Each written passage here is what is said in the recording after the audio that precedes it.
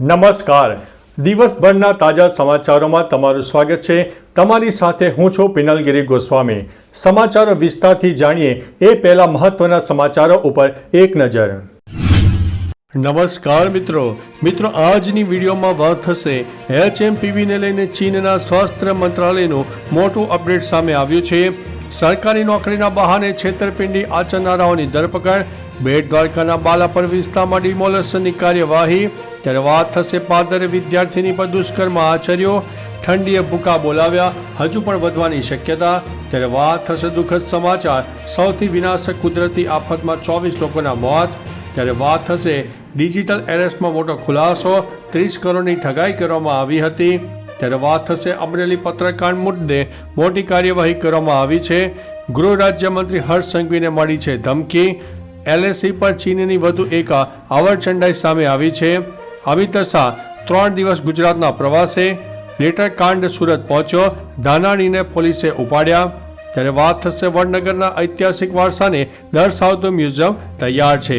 હવે મિત્રો સમાચારો વિસ્તારથી. વડનગર સહિત દેશને નવા વર્ષમાં 21 મીટર ઊંચા અને 326 પિલર પર ઊભા કરેલા મ્યુઝિયમની ભેટ મળશે.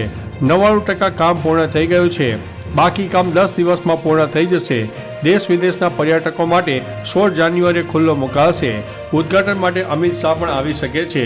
મ્યુઝિયમમાં વડનગરના 7 પીરિયડ, કલ્ચર, વેપાર ધંધા તેમજ અવશેષો પ્રદર્શનમાં મૂકવામાં આવશે. મિત્રો અન્ય મહત્વના સમાચારની વાત કરીએ તો લેટરકાંડ સુરત પહોંચ્યો છે, ધાનાણીને પોલીસે ઉપાડ્યા. અમરેલી લેટરકાંડનો વિવાદ હવે સુરત પહોંચ્યો છે. લેટરકાંડ મામલે કોંગ્રેસ નેતા પરેશ ધાનાણી અને કોંગ્રેસ કાર્યકરો દ્વારા સુરત વરાછામાં માનગઢ ચોક ખાતે ધરણા પ્રદર્શનનું આયોજન કર્યું હતું. મંજૂરી વગર ધરણા કરવા બદલ પરેશ ધાનાણી અને પ્રતાપ દુધાત સહિત 40થી 50 કોંગી આગેવાનોની ટીંગાટોળી કરીને અટકાયત કરી છે. ઉપરાંત પોલીસ ફોર્સ પણ ગોઠવી દેવામાં આવી હતી.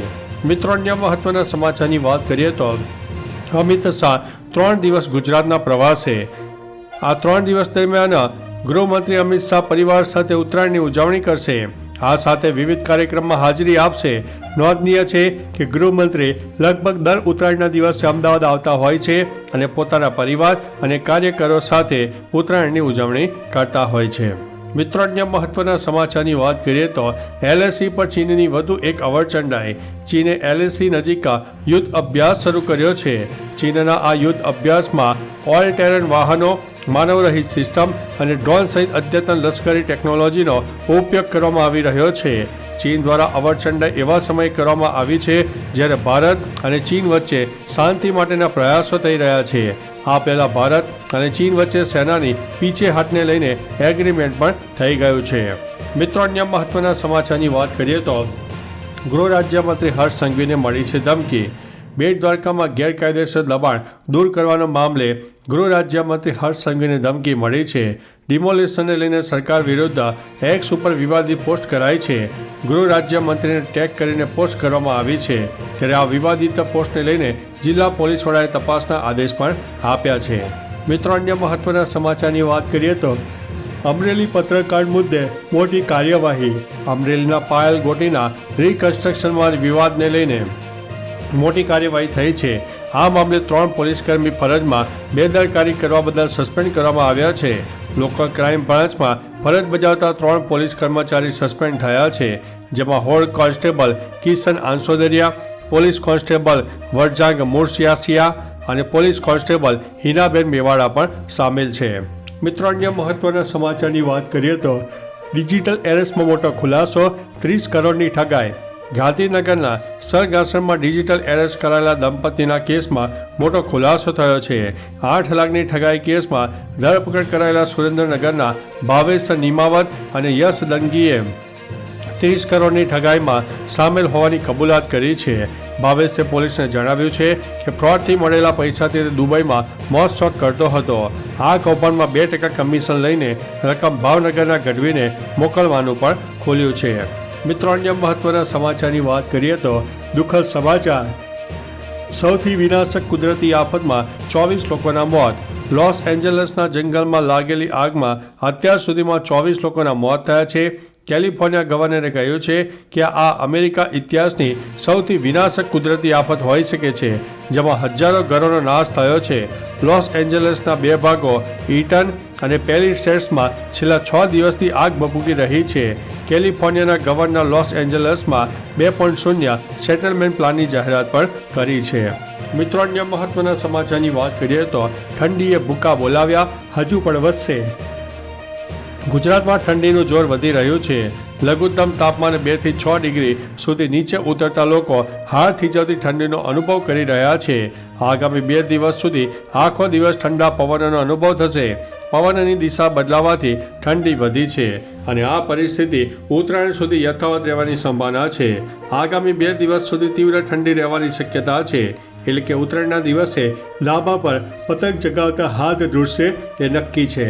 મિત્રો, અન્ય મહત્વના સમાચારની વાત કરીએ તો ફાધરે વિદ્યાર્થીની પર દુષ્કર્મ આચર્યું.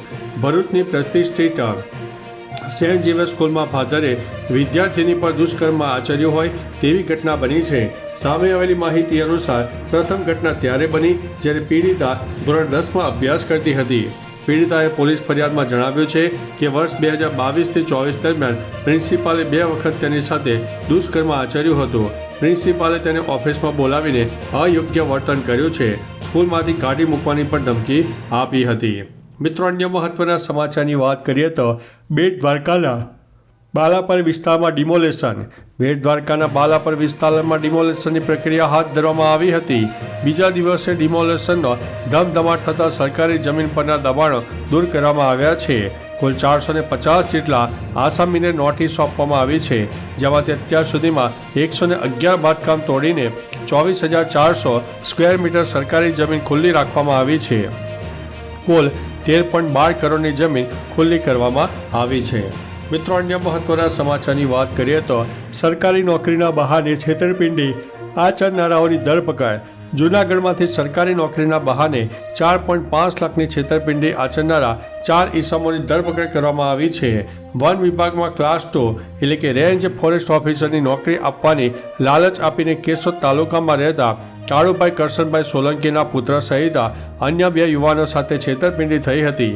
રેન્જ ફોરેસ્ટ ઓફિસરની નોકરી અપાવવાની લાલચ આપીને ₹75 લાખનું નક્કી કરવામાં આવ્યું હતું. મિત્રો, અન્ય મહત્વના સમાચારની વાત કરીએ તો HMPVને લઈને ચીનના સ્વાસ્થ્ય મંત્રાલયનું મોટું અપડેટ સામે આવ્યું છે. HMPVને લઈને ચીની આરોગ્ય અધિકારીઓએ જણાવ્યું છે કે HMPV જે ફ્લૂ જેવા લક્ષણોનું કારણ બને છે તે વાયરસના કેસો ઉત્તર ચીનના પ્રાંતોમાં ઘટી રહ્યા છે. Chinese centre for disease control and prevention તરફથી સ્પષ્ટતા કરાઈ છે કે HMPV કોઈ નવો વાયરસ નથી. તે ઘણા દાયકાઓથી માનવીઓ સાથે અસ્તિત્વ ધરાવે છે. ઉત્તર ચીનના પ્રાંતોમાં અને 14 વર્ષથી ઓછી ઉંમરના દર્દીઓમાં કેસની સંખ્યામાં ઘટાડો પણ થઈ રહ્યો છે. તો ચાલો મિત્રો, ફરીથી દેશ અને દુનિયાના સુપરફાસ્ટ સમાચાર લઈને મળતા રહીશું. ત્યાં સુધી અમને રજા આપશો. નમસ્તે.